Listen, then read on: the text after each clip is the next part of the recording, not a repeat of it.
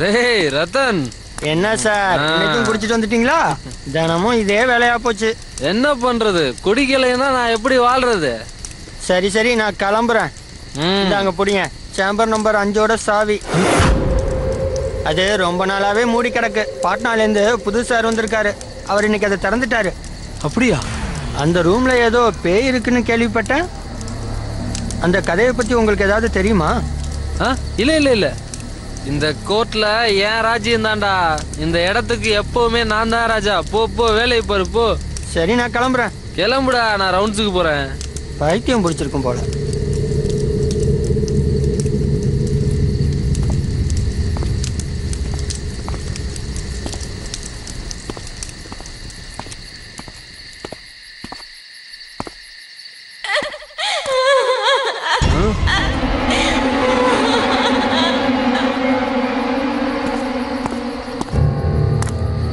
யார் அது?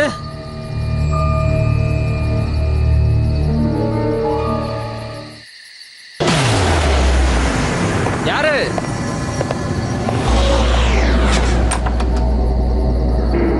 யார் அது ரூமுக்குள்ள? சொல்லுங்க. ஏய் ஏய், யார் அது? யாரு?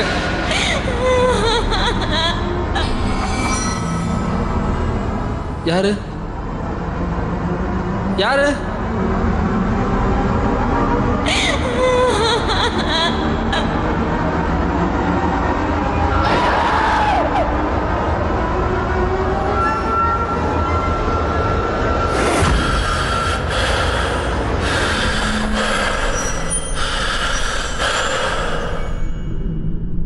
யார் அது?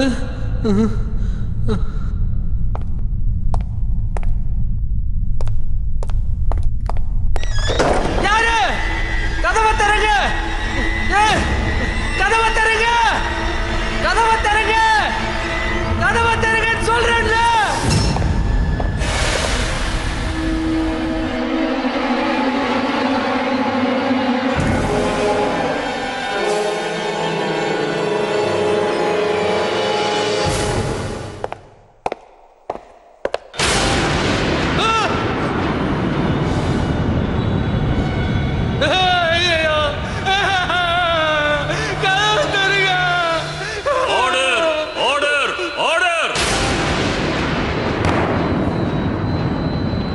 Case number 1509.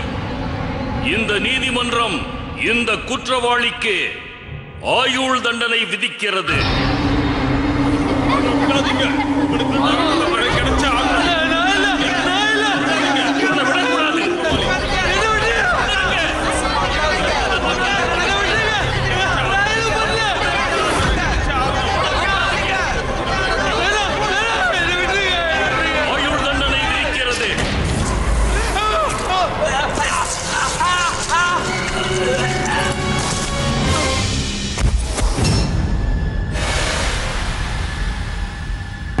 Begusarai civil court, Bihar. 2005ஆம் வருஷம் இங்க நடந்த சம்பவம் இங்க இருக்கிற மக்களுக்கு பயத்தையும் ஆச்சரியத்தையும் ஏற்படுத்திருச்சு. அந்த கோர்ட்ல பேய் பிரேதாத்மா இருக்கிறதா சொல்லுவாங்க. சட்டத்தோட இந்த கோவில் இவங்க இங்க பேசுற வதந்திகளை வச்சு பார்த்தா ஒரு சுடுகாடா மாறிடுச்சுன்னு சொல்லலாம். வாங்க உண்மையை தெரிஞ்சுக்கலாம். என்னாச்சு சார்? ராத்திரி நான் அவரை விட்டுட்டு போகும்போது அவர் நல்லா தான் இருந்தாரு. அப்போ நான் கிளம்பிட்டேன் சார். அதுக்கப்புறம் எனக்கு எதுவும் தெரியாது சார். சரி போ. வணக்கம் சார். வணக்கம்.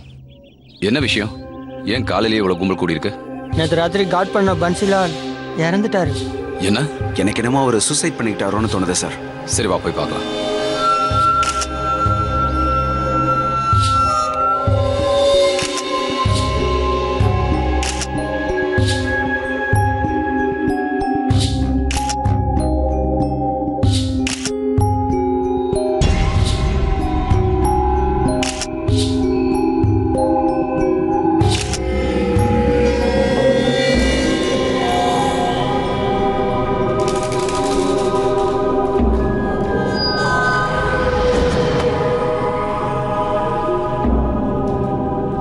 என்னாச்சு சார்? ஒன்றும் இல்லை, சூசைட் மாதிரி தான் தெரியுது. கொண்டுட்டாங்க. கரெக்ட் தான், நடந்தது கரெக்ட் தான். அவன் செஞ்சதுக்கு ஏத்த மாதிரி நல்லா அனுபவிச்சான். என்ன விதைக்கிறோமோ அதுதானே முளைக்கும். கொன்னுட்டாங்க கொன்னுட்டாங்க. சுக்லா சாருக்கு பைத்தியம் முடிச்சிருச்சு. காலையில இருந்து இதையே தான் சொல்லிட்டு இருக்காரு சார். நான் தான் சொன்னேன்ல கோர்ட் ரூம் நம்பர் 5 திறக்காதீங்கன்னு சொன்னேன்ல. திறந்துட்டீங்களே. என் பேச்ச யாருமே கேட்கலையே. பாத்தீங்களா, திறந்த உடனே கொன்னுடுச்சுல. சார் நான் வேண்டி கேட்டுக்கிறேன் சார், அதிகாரிங்க கிட்ட சொல்லுங்க சார். என்ன நைட் டியூட்டிக்கு ஷிஃப்ட் பண்றாங்க சார். கோர்ட் நம்பர் 5ல ஏதோ இருக்குன்னு கேள்விப்பட்டேன். அதெல்லாம் ஒண்ணு இல்ல. இத்தனை வருஷமா நானும் இதை கேட்டுட்டு தான் இருக்கேன். சரி, நீ போய் உன்னோட வேலையை கவனி. தேவையில்லாத பொருளையை கலப்புறதுனா இவங்களுக்கு அப்படி ஒரு சந்தோஷம். வா. நான் கடந்த பல வருஷங்களா வினோத் சார் கூட லா பிராக்டிஸ் பண்ணிட்டு இருக்கேன். நாங்க ஒன்னா பல கேஸ் எடுத்து நடத்திருக்கோம். வித்தியாசமாவும் இருக்கும், வினோதமாவும் இருக்கும். ஆனா இந்த கேஸ் வித்தியாசமாவோ வினோதமாவும் மட்டும் இல்ல, ரொம்ப பயங்கரமாவும் இருந்தது. பீகார்ல இருக்கிற கோர்ட் ரூம் நம்பர் 5 பல வருஷம் கழிச்சு திறக்கும் போதுதான் இந்த சம்பவம் நடந்தது. இது ஒரு சாதாரணமான ஒரு விஷயம் தான். ஆனா அந்த கோர்ட் ரூமை மட்டும் திறக்கல, அந்த கோர்ட் ரூம்குள்ள இருக்கிற அந்த ரகசியமான விஷயங்களை கூட திறந்திருக்காங்கன்னு இந்த மக்களுக்கு தெரியல. அது பல பேரோட உயிரை பாதிக்கும்னு இந்த மக்களுக்கு தெரியல.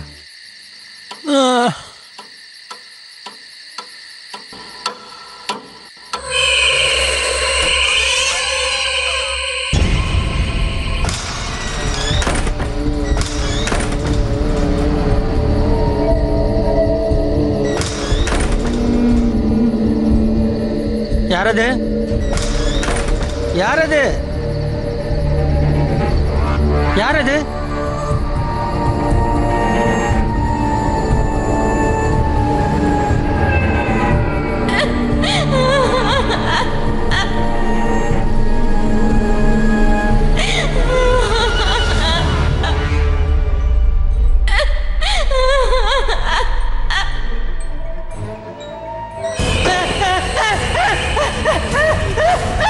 Order order order.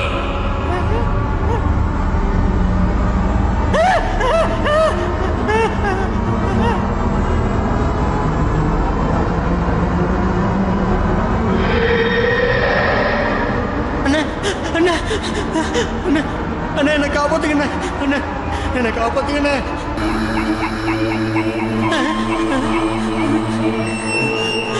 எனக்கு உதவி செய்யுங்க, எனக்கு உதவி செய்யுங்க, எனக்கு உதவி செய்யுங்க, எனக்கு உதவி செய்யுங்க.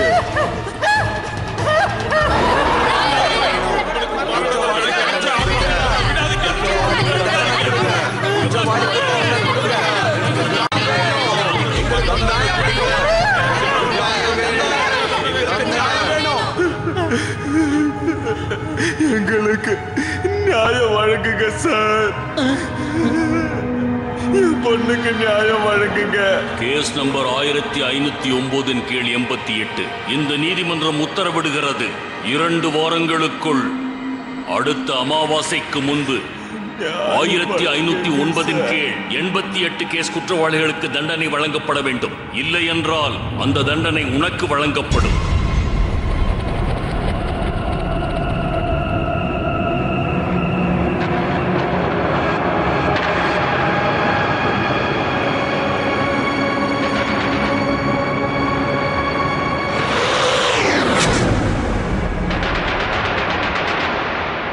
மிஸ்டர் குப்தா, சர்மா சாரோட கேஸ் எப்போ ஹியரிங்க்கு வருது?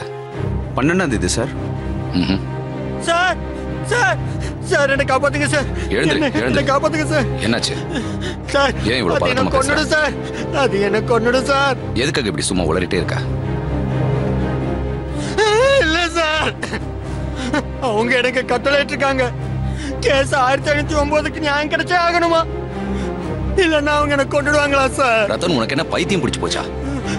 எல்லாரும் பேசுறத கேட்டு நீயும் ஏடாகூடமா பேச ஆரம்பிச்சிட்ட. சார், இவனுக்கு ஜுரம் அதிகமா இருக்கு. சில நேரத்துல ஜுரம் அதிகமானாலும் இப்படிதான் மூளை குழம்பி போயிடும். இவனோட முகத்தை பாத்தீங்களா? தூங்கி பல நாள் ஆயிருக்கும், அதனாலதான் இப்படி எல்லாம் பேசிட்டு இருக்கான். சரி குப்தா, நீங்க ஒரு வேலை பண்ணுங்க, இவனை முதல்ல ஹாஸ்பிட்டலுக்கு கூட்டிட்டு போங்க. சரி சார்.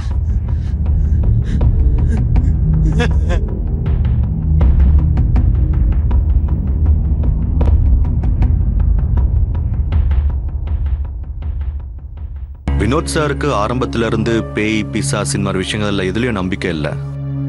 அதனாலதான் அவர் ரத்தன் சிங் சொன்ன விஷயத்த சீரியஸா எடுத்துக்கலன்னு நினைக்கிறேன். சார் சொன்னது சரிதான்னு நானும் நினைச்சேன். அதுவும் இந்த காலத்துல பேய் பிசாசுன்னு, அதுவும் கோர்ட்ல பேய்களோட கோர்ட் இருக்குன்னு, இந்த விஷயத்த என்னால கூட ஏத்துக்க முடியல. அன்னைக்கு ரத்தன் சிங் சொன்ன விஷயத்த கண்டும் காணாம நாங்க விட்டுட்டோம். ஆனா கொஞ்ச நாள் கழிச்சு வினோத் சாருக்கு இந்த விஷயம் தெரியும் போது அவரை பாக்குறதுக்காக அவர் வீட்டுக்கு போயிருந்தாங்க.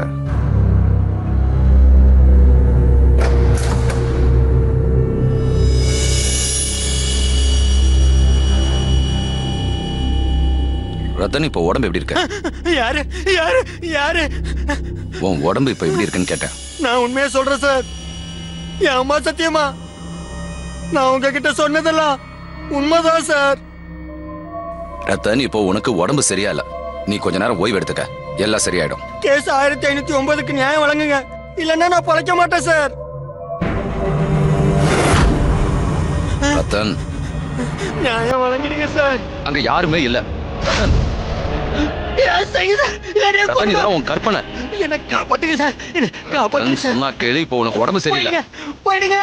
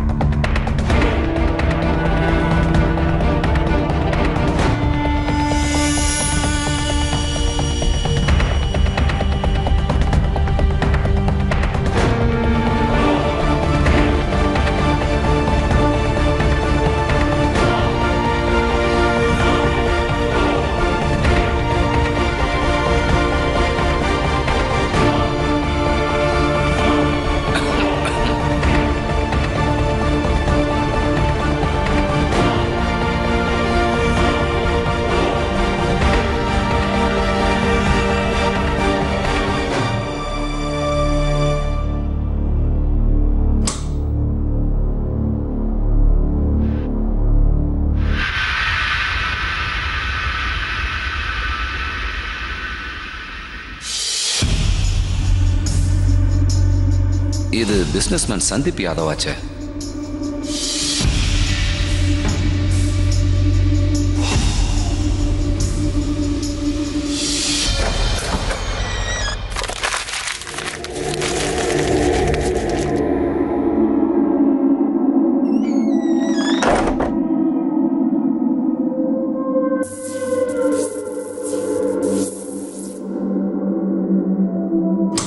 இப்பன்னு பார்த்து இந்த கரண்ட் வேற.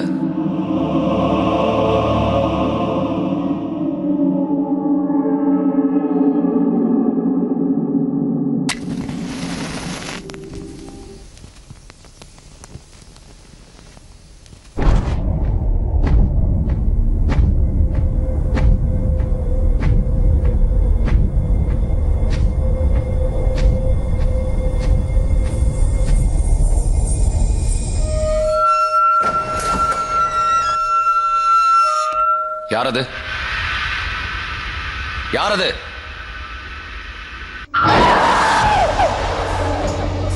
சுக்லா சாரா? ஓ, அப்படின்னா சுக்லா சார் தான் டிஃபென்ஸ் லாயரோட அசிஸ்டண்டா? சுக்லா சாரும் அருண் மாத்தூரும்.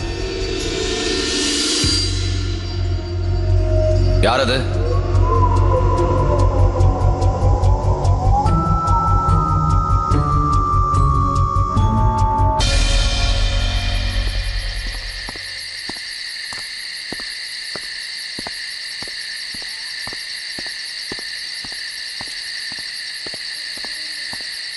சார், நல்ல வேலை சுக்லா சார், உங்களை இங்கேயே சந்திச்சிட்டேன்.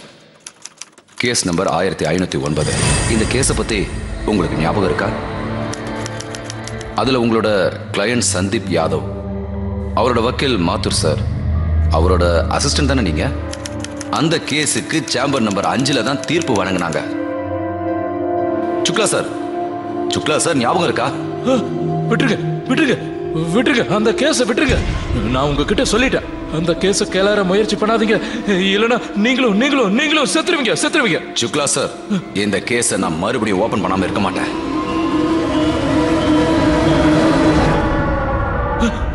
வேண்டாம் வேண்டாம் வேண்டாம் வேண்டாம். சுக்லா சார், உங்களுக்கு என்ன தெரியும்? எனக்கு எதுவுமே தெரியாது. சுவாதி தேவி பத்தி உங்களுக்கு என்ன தெரியும்? இல்ல இல்ல இல்ல, எனக்கு எதுவுமே தெரியாது. சுக்லா சார், ஞாபகப்படுத்தி சொல்லுங்க. கேஸ் நம்பர் 1059 கீழ் 88.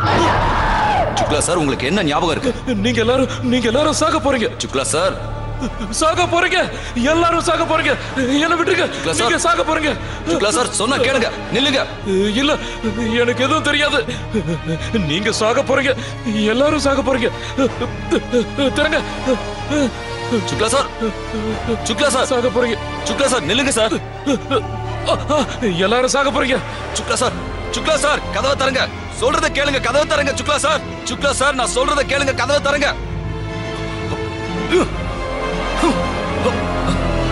Shukla sir, Shukla sir, Shukla sir, Shukla sir, என்னாச்சு? என்னாச்சு உங்களுக்கு? என்னாச்சு சுக்லா சார்? சொல்லுங்க சுக்லா சார், என்னாச்சு? சுக்லா சார், சுக்லா சார், என்னாச்சு? ஏதாவது பேசுங்க சுக்லா சார்.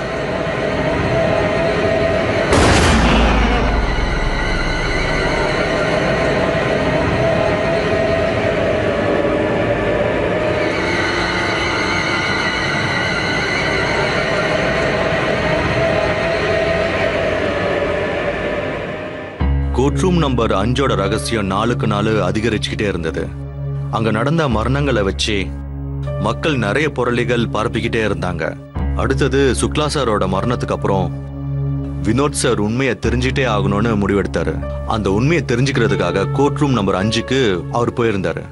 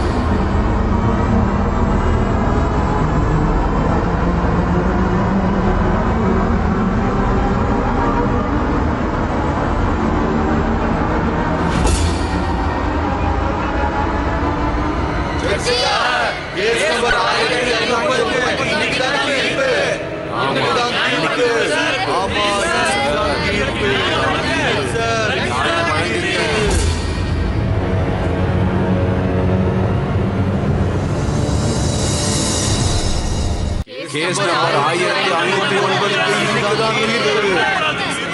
எங்களுக்கு நியாயம் வேணும். எங்களுக்கு நியாயம் வேணும்.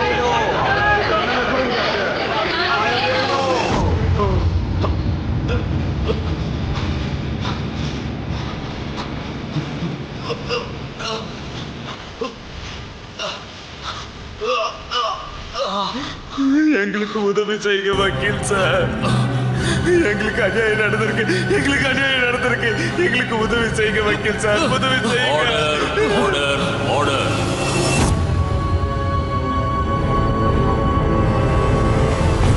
எங்களுக்கு உதவி செய்யுங்க வக்கீல் சார்.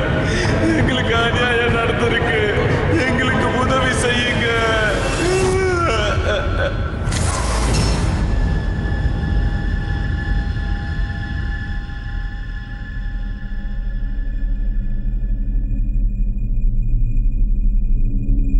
சார்,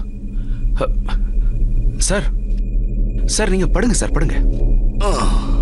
3 நாள் கழிச்சு இன்னைக்கு தான் உங்களுக்கு நினைவு திரும்பிருக்கு. எனக்கு என்னாச்சு? அத நீங்க தான் சார் சொல்லணும். 3 நாளைக்கு முன்னாடி காலையில கோட் நம்பர் 5ல நீங்க மயக்க நிலையில இருந்தீங்க. 3 நாளைக்கு முன்னாடியா?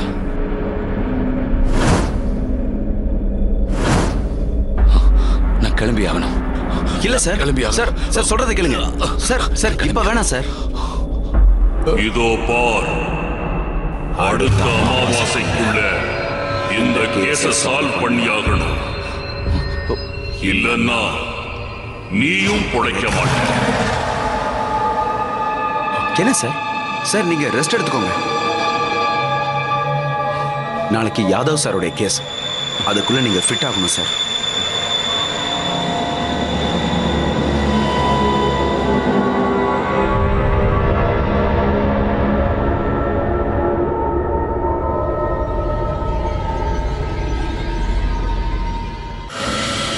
எல்லா தஸ்தாவேஜுகளையும் சட்டத்துக்கிட்ட நான் ஒப்படைச்சாச்சு மை லார்ட். அதுலயே உங்களுக்கு தெளிவா தெரியும், யாதவ் அந்த நிலத்தோட ரெஜிஸ்ட்ரிய அந்த நிலத்தோட ஓனருக்கு முன்னாடியே செஞ்சுட்டாரு. அதுக்கப்புறம் தான் யுவர் ஆனர் அந்த நிலத்தோட சொந்தக்காரரோட மனைவி மறுபடியும் அந்த லேண்ட சம்பு பேருக்கு ரெஜிஸ்டர் ஆபீஸ்ல ரெஜிஸ்டர் பண்ணிருக்காங்க. யாதவ் ரெஜிஸ்டர் பண்ண நாள்ல இருந்து சரியா 1 வாரம் கழிச்சு. சட்டப்படி பார்த்தோம்னா இந்த நிலம் யாதவுக்கு தான் சொந்தமாகுது. நான் இந்த நீதிமன்றத்துக்கிட்ட வேண்டி கேட்டுக்கிறேன், இந்த கேஸ் 1509 கீழ் 88 இந்த கேஸோட குற்றவாளி சந்திப்புக்கு கடுமையான தண்டனையாக மரண தண்டனையை வழங்கும்படி கேட்டுக்கொள்கிறேன். Order, order, order.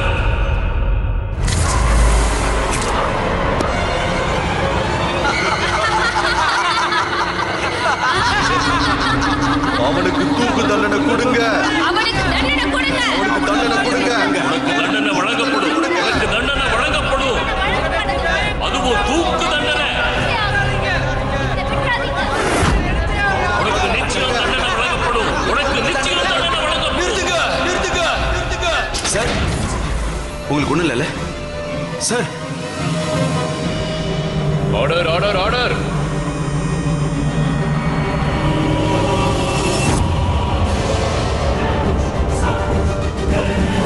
Sir sir sir sir என்னாச்சு சார்? அப்ப வினோத் சாரோட உயிரும் ஆபத்துல இருந்தது. அப்போ அவருக்கு உடம்பு முடியாம போயிடுச்சு. எப்ப பார்த்தாலும் ஒரே யோசனையில தான் இருந்தாரு. அவர் எந்நேரமோ கேஸ் நம்பர் 1509 பத்தியே யோசிச்சிட்டே இருந்தாரு. அதுக்கப்புறமா கொஞ்சம் கொஞ்சமா க்ளோஸ் பண்ணப்பட்ட அந்த கேஸை பத்தி சில விஷயங்கள் தெரிய ஆரம்பிச்சது. இந்த பர்டிகுலர் கேஸ்க்கு தீர்ப்பு வழங்கின இறந்து போன ஜட்ஜ் மிஸ்டர் வி.கே. ராயோட பொண்ணு அந்த ஊர்லயே வக்கீலா இருந்தது தெரிய வந்தது. இந்த விஷயம் தெரிஞ்ச உடனே அவங்கள சந்திக்க இவர் கிளம்பினாரு. எனக்கு நல்ல ஞாபகம் இருக்கு. அதுதான் எங்க அப்பாவோட கடைசி கேஸ். ஒரு பொம்பளை அவ புருஷனுக்கு எதிரா கேஸ் ஃபைல் பண்ணிருந்தா. அதுவும் டார்ச்சர், ஃபார் டவுரி, அப்புறம் கொலை முயற்சிக்காக. சுவாதி தேவி. அவங்க ரொம்ப தைரியசாலி. ஆனா ஒரு சாதாரண மனுஷனுக்கு கேஸ நடத்தி போராடுறதுக்கு எவ்வளோ கஷ்டம்னு அவங்களுக்கு தெரியல. அதுவும் பெரிய ஆளுங்களை எதிர்த்து. இந்த உலகமே அவங்களுக்கு எதிரியா மாறிடும். விசாரணையை ஆரம்பிக்கலாம். Yes my lord. My lord, Swati Devi என்னோட கிளைண்ட் சந்தீப் மேல குற்றம் சுமத்தி இருக்கிறது. அது அத்தனையும் போய் அர்த்தமே இல்லாதது. சரி சுவாதி தேவி, சொல்லுங்க மிஸ்டர் சந்தீப், உங்ககிட்ட எப்படி நடந்துகிட்டாருன்னு கொஞ்சம் தெளிவா சொல்லுங்க. ஜஜயா, இவர் தான் என்னுடைய புருஷன். இவர் என்னை எப்பவுமே அடிப்பாரு. அது மட்டும் இல்லாம என்னை எங்க அப்பா கிட்ட போய் நிறைய பணம் வாங்கிட்டு வான்னு சொல்லுவாரு. ஒருவேளை நான் வாங்கிட்டு வரலன்னா என்ன எப்பயும் கொன்னுடுவேன்னு மிரட்டுவாரு. அப்படிதான் ஒரு நாள் என்ன எரிக்கிறதுக்கு முயற்சி பண்ணாரு. சார், இந்த பொண்ணு போய் சொல்றா சார். சார், இவ என் வீட்லயே இன்னொரு ஆம்பளை கூட இருக்கும்போது கையும் களவும் பிடிச்சான் சார். அன்னையில இருந்து இவ இப்படி நடந்துக்கிறா. திடீர்னு கையை கிழிச்சுக்கிறா, செவுத்துல போய் முட்டிக்கிறா. ஜெட் சார், இந்த மாதிரிலாம் செய்யாதன்னு சொன்னா அதுக்கு கோர்ட்டு போறேன்னு சொன்னா அதே மாதிரி வந்துட்டா. இவர் சொல்றதெல்லாம் போய் பைத்திய மாதிரி செஞ்சுட்டு இருக்கா சார். செவுத்துல போய் தலையை முட்டிப்பா சார். போய் சொல்றா சார். இவ பைத்தியம் ஆயிட்டா. நான் இவளை அடிச்சதே இல்ல சார். யுவரான, என்கிட்ட இவங்களுக்கு வைத்தியம் பார்த்த டாக்டர் ரிப்போர்ட் இருக்கு. கோர்ட்ல கேஸ் நடந்துகிட்டே தான் இருந்தது. அவ புருஷன் எல்லா பழியையும் அவ மேலேயே திருப்பிட்டான். அவ நடத்த சரியில்லை, பைத்தியக்காரின்னு குற்றம் சாட்டணும். எனக்கு ஞாபகம் இருக்கு, அப்பா என்கிட்ட சொல்லிருக்காரு. சாட்சிகள் எல்லாம் பொய்ன்னு அவருக்கு நிறைய நம்பிக்கை இருந்தது. கோர்ட்ல டாக்டர் சப்மிட் பண்ண பொய்யான ரிப்போர்ட்ஸ், பொய்யான ஆதாரங்களை வச்சு அவளோட புருஷன் வெளியில வந்துட்டான். எல்லா ஆதாரங்களையும் சாட்சிகளையும் வச்சு பார்க்கும்போது இந்த நீதிமன்றம் ஒரு முடிவுக்கு வந்திருக்கு. குற்றம் சுமத்தப்பட்ட சந்தீப் நிரபராதி. அதனால இந்த நீதிமன்றம் அவரை இந்த கேஸ்ல இருந்து விடுதலை பண்ணுது. அதோட சுவாதி தேவிய மனநல வைத்தியத்துக்காக மனநல மருத்துவமனைக்கு அனுப்ப வேண்டும். இல்ல ஜட்ஜையா, நான் பைத்தியம் இல்ல. இவங்க போய் சொல்றாங்க. The court is urgent for the day. நான் பைத்தியம் இல்ல சார். என் பொண்ணு நிரபராதி சார். நான் பைத்தியம் இல்ல, விடுங்க, நம்புங்க. சார் சார் விட்டு சொல்லுங்க சார். சார் என் பொண்ணு விட்டு சொல்லுங்க சார். சார் என் பொண்ணு நிரபராதி சார். நான் பைத்தியம் இல்ல. அன்னைக்கு சுவாதி மென்டல் ஹாஸ்பிட்டல்ல இருந்து ஓடிட்டா. ஆனா அவ எங்க போனா, எங்க இருக்கான்னு யாருக்குமே தெரியாது. அப்போ உங்களோட அப்பா அவர் எப்படி இறந்து போனாரு? அந்த கேஸ் முடிஞ்சு 1 மாசம் கழிச்சு ஒரு நாள் திடீர்னு, யுவர் ஆனர், உங்க முன்னால நிக்கிறவனே ஒரு பயங்கரமான திருடன். யார் நீங்க? உங்களுக்கு என்ன அடையாளம் தெரியலையா சார்? நான் தான் ராம்லால். உங்களோட இதே நீதிமன்றத்துல 1 மாசத்துக்கு முன்னாடி என் பொண்ணோட கேஸ் நடந்துச்சு. மறந்துட்டீங்களா? இங்க பாருங்க, நீங்க யாரா இருந்தாலும் சரி, இப்படி எல்லாம் நீதிமன்றத்துக்குள்ள நுழையக்கூடாது. நீதிமன்றத்துக்குன்னு சில விதிமுறைகள் இருக்கு. ஆனா உங்க விதிமுறையை தூக்கி குப்பையில போடுங்கய்யா. என் பொண்ணோட நடத்த சரியில்லைன்னு சொன்னவங்க தானே நீங்க. அந்த மாதிரி எல்லாம் இல்ல சார். எல்லாமே போச்சு, எல்லாமே போச்சு. நீங்க எங்களுக்கு நியாயம் வழங்கல ஜட்ஜ் சார். நீங்க எங்களுக்கு நியாயம் வழங்கல.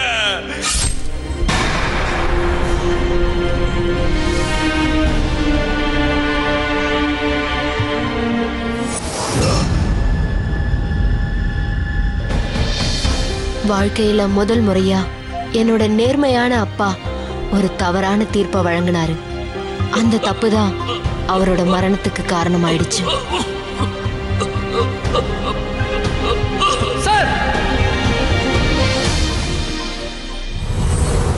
ராம்லால் இறந்ததை பார்த்த உடனே அவருக்கு ஹார்ட் ஃபெயிலியர் ஆயிடுச்சு.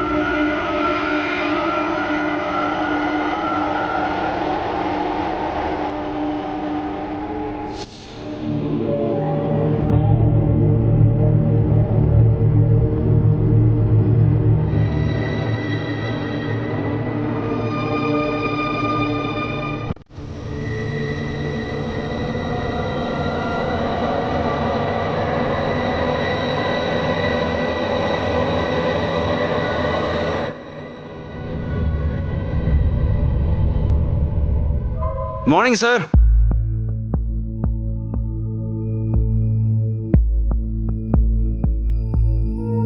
Good morning sir.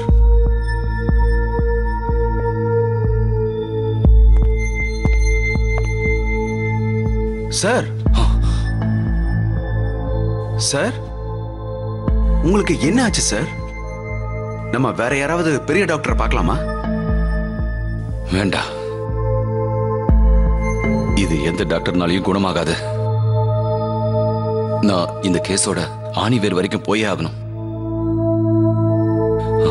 இல்லைன்னா என் நிலைமையும் ரத்தன் மாதிரியே ஆயிடும். நானும் ரத்தன் மாதிரி ஆயிடுவேன். நம்ம கிட்ட டைம் இல்ல. எல்லா சாட்சிகளும் ஆதாரங்களும் அழிஞ்சு போச்சு. சுவாதி எங்க போனான்னு கூட தெரியல. ஆனா குற்றத்தை மறைக்க முடியாது. இன்னைக்கு அந்த சந்தீப் யாதவ் எவ்வளவு பெரிய பிசினஸ் மேனா இருந்தாலும் சரி, அவன் சட்டத்துக்கிட்ட இருந்தும் அந்த ஆத்மாக்கள் கிட்ட இருந்தும் தப்பிக்கவே முடியாது. சார், நீங்களும் இந்த மாதிரி விஷயங்களை நம்ப ஆரம்பிச்சிட்டீங்க. ஏன்னா எனக்கு தெரியறது உனக்கு தெரியறது இல்ல. நான் ஏதாவது செஞ்சே ஆகணும். நான் ஏதாவது செஞ்சே ஆகணும்.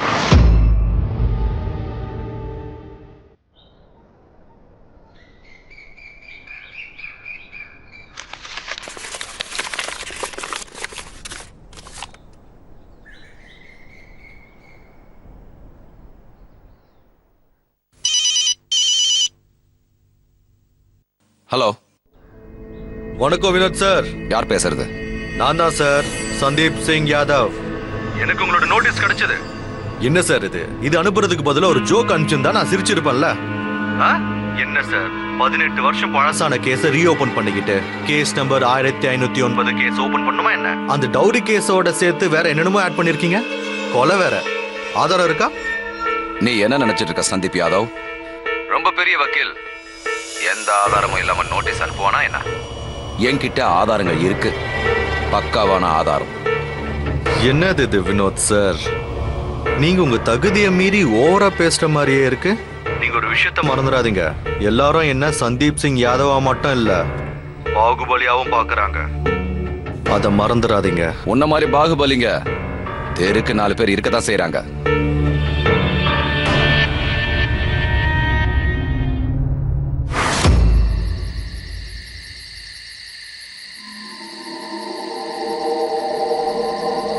இங்க தான் எங்கேயாவது இருக்கணும்.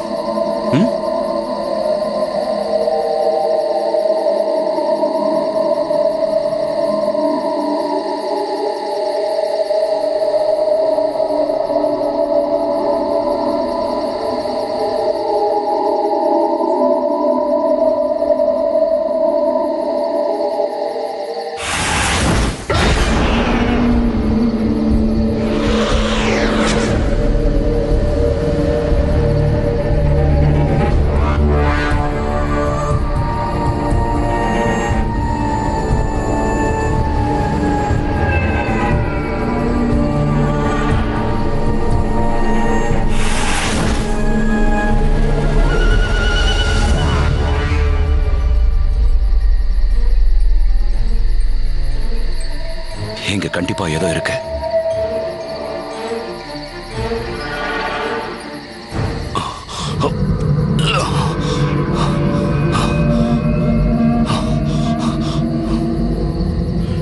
சார், என்னது இது சார்? சுவாதியோட பாடி.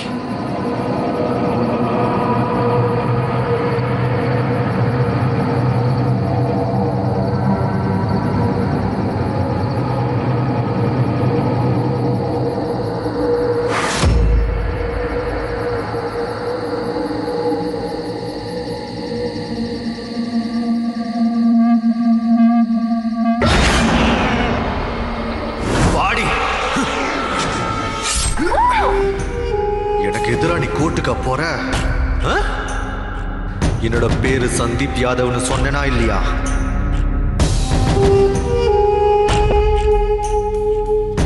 ஓடி. என்னது இது சார்? சந்தீப் ஒரு கொலைகாரன்றதுக்கான ஆதாரம்.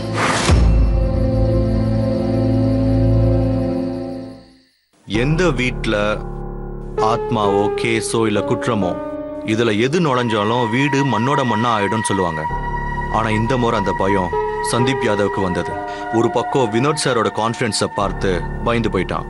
அதனால வினோத் சார் கிட்ட காம்ப்ரமைஸ் பண்ண அவன் அங்க வந்திருந்தான். ஹலோ வினோத் சார், நீங்க சொன்ன ஆதாரத்தை பத்தி நான் யோசிச்சு பார்த்தேன். அதுக்கு நம்ம ஒரு விலை பேசிடலாமே. அந்த ஆதாரத்துக்கு பதிலா பணம். பழச தோன்றதுனால என்ன பிரயோஜனம்? அது அப்படியே விட்டுருங்கன்னு சொல்றேன் நானு. நான் சொல்றது புரியுதா இல்லையா? ரொம்ப நல்லா புரியுது.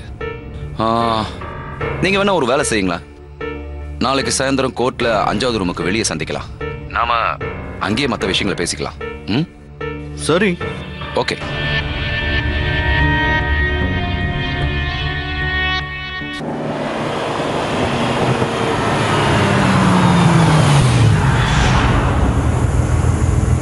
சந்தீப் சார், செட்டில்மெண்ட்டுக்கு உங்களுக்கு இந்த இடம் தான் கிடைச்சதா என்ன? மாத்தூர் சார், இங்கதானே அந்த நாடகம் அரங்கேறிச்சு. ஆமால, பன்சிலால் இந்த இடத்துல தான் இறந்தான். அது கேள்விப்படலையா? அதனால நமக்கு இப்ப என்ன? ஏன் பயப்படுறீங்க? நான் தான் இருக்கேன்ல. அது நீங்க ஒரு வேலை பண்ணுங்க, நீங்க வெளியே போங்க, நான் இங்க உள்ளே இருக்கேன். என்னோட ரொம்ப நல்ல ஃப்ரெண்டு என் கூடயே இருக்கான். கொஞ்சம் சீக்கிரம் வந்துருங்க.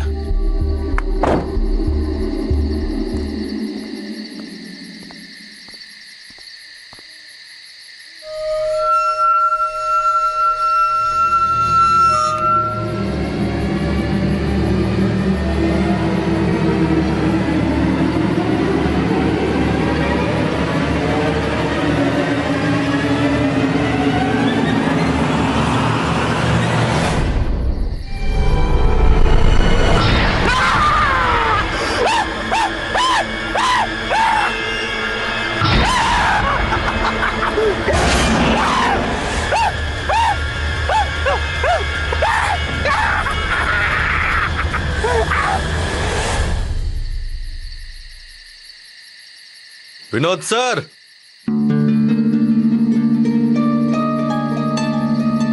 யாராவது இருக்கீங்களாப்பா?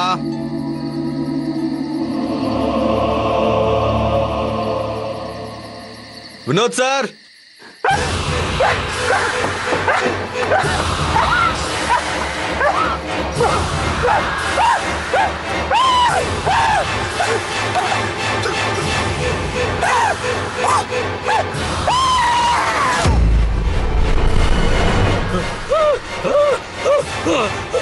என்னாச்சு? ஏன் இப்படி ஓடி வரீங்க? என்னன்னு சொல்லுங்க. விரட்டுது. அது அங்க. முதல்ல என்ன காப்பாத்துங்க. எங்க எங்க? முதல்ல அமைதியா இருங்க, அமைதியா இருங்க. ஒரு நிமிஷம் இருங்க. சொல்லுங்க வினோத் சார். நீங்க கோர்ட் ரூம் நம்பர் 5க்கு வந்துருங்க. நான் எவ்வளவு நேரமா உங்களை தேடிட்டு இருந்தேன் வினோத் சார். அங்கேயே இருங்க, ஏதோ வரேன். அமைதியா இருங்க, அமைதியா இருக்கணும். எதுவும் இல்ல, பேய் பிசாஸ் எதுவும் இல்ல. வா.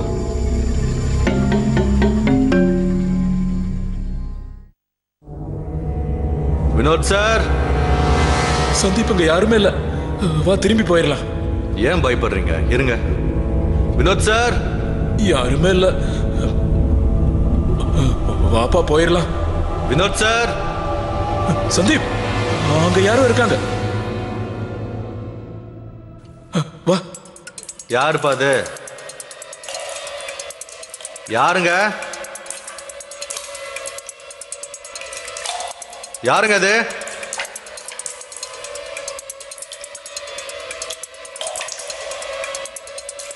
யாருன்னு கேக்குறேன்ல.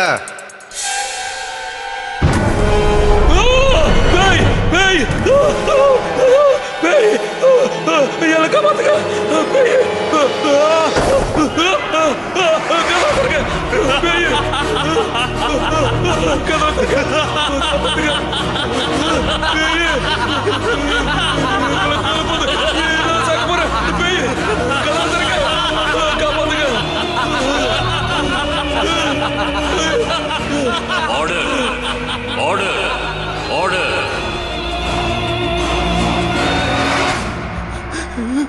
ஜட்ஜி சார், எனக்கு நியாயம் வேணும் ஜட்ஜி சார். என்னோட பொண்ணுக்கு நியாயம் வேணும் ஜட்ஜி சார்.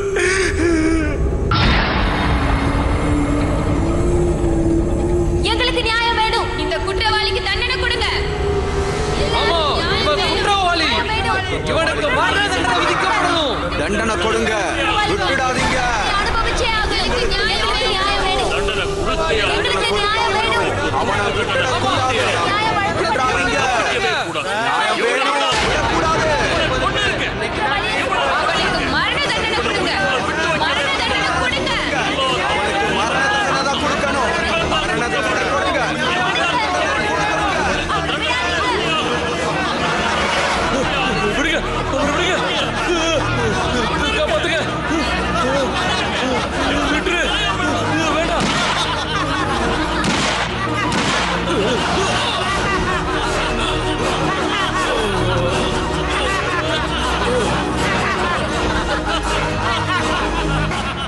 எல்லா ஆதாரங்களையும் சாட்சிகளையும் வச்சு பார்க்கும்போது இந்த நீதிமன்றம் குற்றம் சாட்டப்பட்ட சந்தீபை குற்றவாளி என்று அறிவித்து அவருக்கு மரண தண்டனை இந்த நீதிமன்றம் அறிவிக்கிறது.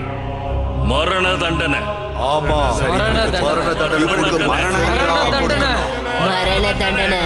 ஆமா, இவனுக்கு மரண தண்டனை தான் கொடுக்கணும். மரண தண்டனை. இவனை கொடுக்கணும். மரண தண்டனை.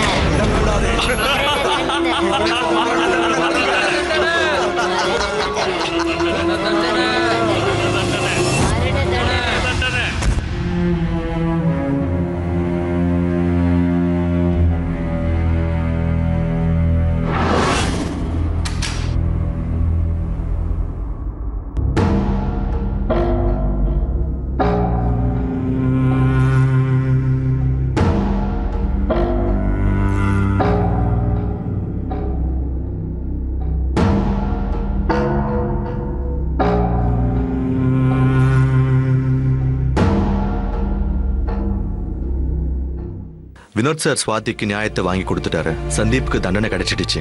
இந்த சம்பவத்துக்கு அப்புறம் அந்த கோர்ட் ரூம் நம்பர் 5ல இந்த மாதிரி சம்பவங்கள் யாரும் கேள்விப்பட்டதும் இல்ல, பார்த்ததும் கிடையாது. இது ஒரு வினோதமான கேஸ். அதுல குற்றவாளி ஒரு மனிதன், ஆனா அது ஆத்மாக்களோட நீதிமன்றம். ஆத்மா இல்ல பேய். யாராவது விபரீதமா இறந்து போயிடுறாங்களோ அவங்களுக்கு தான் இந்த பேரு. அவங்க இந்த உலகத்துக்குள்ள ஐக்கியமாயிடுறாங்க. வயலண்ட் டெத்தை சந்திச்ச ஆத்மாக்கள் தான் இங்கேயும் அங்கேயும் அலைஞ்சுக்கிட்டே இருக்கும். எந்த இடத்துல விபரீதமான மரணம் ஏற்பட்டுச்சோ அந்த இடத்துல தான் இந்த ஆத்மாக்கள் இருக்கும். ஒருவேளை அவங்கள பார்க்க நேர்ந்துச்சுன்னா அவங்க அதே ரூபத்துல, அதே துணியில, அதே கண்டிஷன்ல இருப்பாங்க. இந்த ஆத்மாக்களுக்கு ஒரே ஒரு ஆசைதான், பழி வாங்கிறது. ஒருவேளை இவங்களுக்கு சக்தி கிடைச்சதுன்னா இவங்க பழி தீர்த்துப்பாங்க. நீங்க இந்த எபிசோட்ல பார்த்த மாதிரி இவங்க ஒரு முறை பழி தீர்த்துக்கிட்டாங்கன்னா அதுக்கப்புறம் இன்னொரு பிளானுக்கு மூவ் ஆயிடுவாங்க. இத வேற மாதிரி சொல்லணும்னா இவங்களுக்கு மோட்சம் கிடைச்சிடுதுன்னு அர்த்தம். யாராவது ஒரு ஆத்மாவை எதாச்சியா பார்த்தாங்கன்னா அந்த பயம் எப்படி இருக்கும்னு உங்களால நினைச்சு கூட பார்க்க முடியாது. உங்களை சுத்தி நடக்கிற வன்மையான விஷயங்களை தடுத்து நிறுத்துங்க. பாதுகாப்பா இருங்க.